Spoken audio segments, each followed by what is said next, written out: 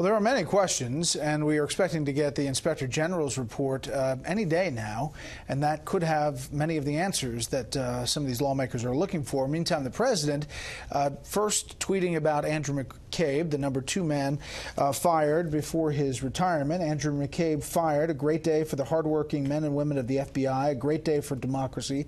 Sanctimonious James Comey was his boss and made McCabe look like a choir boy. He knew all the lies and corruption going on at the highest levels of the FBI.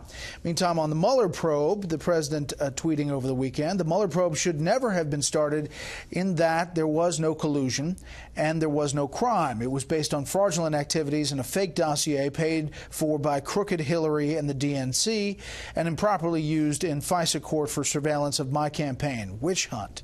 Why does the Mueller team have 13 hardened Democrats, some big crooked Hillary supporters, and 0 Republicans? Another Dem recently added, does anyone think this is fair? And yet there is no collusion. So it was a busy weekend on Twitter and elsewhere. Let's bring in our panel. Guy Benson, political editor at townhall.com. Mara Lyson, national political correspondent of National Public Radio, and Molly Hemingway, senior editor at The Federalist. Molly, fallout from McCabe and then the comments about the Mueller probe. Well, I mean, it is never a good thing when your #2 at the FBI is fired for bad behavior. I mean, what he has suggested is that this is related to him leaking and lacking candor about it. It actually might be much bigger than that, and there would be reason to think it is much bigger than that. He has had a series of problems related to leaking and manipulation of processes and investigations.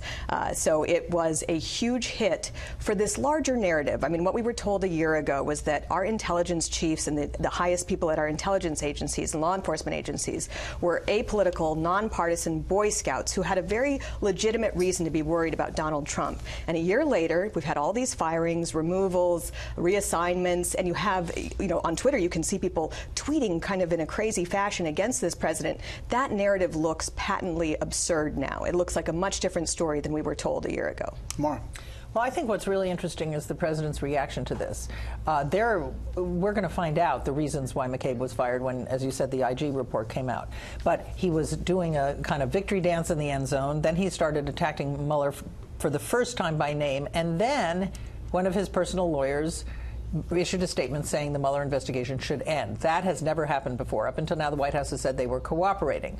So then became an uproar. Is the president getting ready to fire Mueller? I don't think so. I think what's happening is he is intent on discrediting the Mueller investigation so that whatever Mueller comes up with, he can dismiss it. As you're speaking about John Dowd, who said what he said, Trey Gowdy, a congressman, was asked about that this weekend. I think the president's attorney, frankly, does him a disservice when he says that and when he frames the investigation that way. Chris, if you look at the jurisdiction for Robert Mueller, first and foremost, what did Russia do to this country in 2016? That is supremely important, and it has nothing to do with collusion. So to suggest that Mueller should shut down and that all he is looking at is collusion, if you have an innocent client, Mr. Dowd, act like it. Guy. Yeah, I think that's a fair point for Gowdy to make. What's strange is this conflation that we're seeing of Mueller and then the McCabe firing. These are, in my view, separate issues, although the president is connecting them, and a lot of his fiercest critics, ironically, are also connecting them. But when you look at the McCabe firing, I think you can make a very strong case, based on the facts, that he would have been fired regardless of who was president. And regardless of the whole Mueller investigation, even if it didn't exist at all, because the malfeasance that is alleged, apparently, against Mr. McCabe occurred in the 2016 election. And that investigation, the IG probe, was launched before Donald Trump became president, and it was an Obama-appointed inspector general who came to the conclusions about what McCabe did.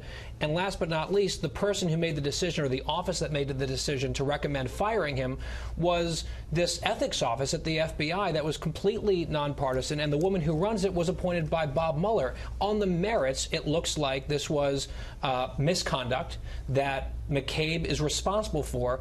back in 2016. It should have nothing to do with Mueller. Yeah. But there is also, I think what Gowdy said was also kind of weird. I mean, it is possible for federal investigations to go off the rails, and it has happened before. You can talk to Richard Jewell's family about that. He was the guy targeted by the FBI. They leaked his name and basically ruined his life before finding out that he wasn't responsible for the bombing in Atlanta. Robert Mueller and James Comey themselves were involved in the worst botching of an FBI investigation ever, which was going after the innocent man Stephen Hatfill in the anthrax killings, and they oversaw that and were quite confident about it. And Ted Stevens, the senator from Alaska, who had his conviction vacated due to gross conduct by the FBI. I think Mueller was also head of the FBI at that time. So sometimes investigations can go off the rails, and it's incumbent upon an attorney to actually say that and to defend his client if an investigation has been corrupted. Except the president has involved himself in a way that no other president has, urging the Department of Justice to make sure that McCabe was fired before he qualified for a pension, which happened about 26 hours before he would have qualified, and then connecting the McCabe firing with the Russia investigation. McCabe would be potentially a witness in an obstruction of justice case. But it's also true that the president has complied with the Mueller probe for over a year, and if you know that there's no collusion, but if you know there's no collusion and you've been working with them for over a year and it's still going on and this narrative is still being pushed to undermine the legitimacy of a president, I can imagine someone getting pretty frustrated. You know, let me just, there's all this uproar about the president speaking out about Mueller for the first time and speaking out about the investigation. There was another president who did that. Bill Clinton. Bill Clinton, New York Times, February 9th, 1998.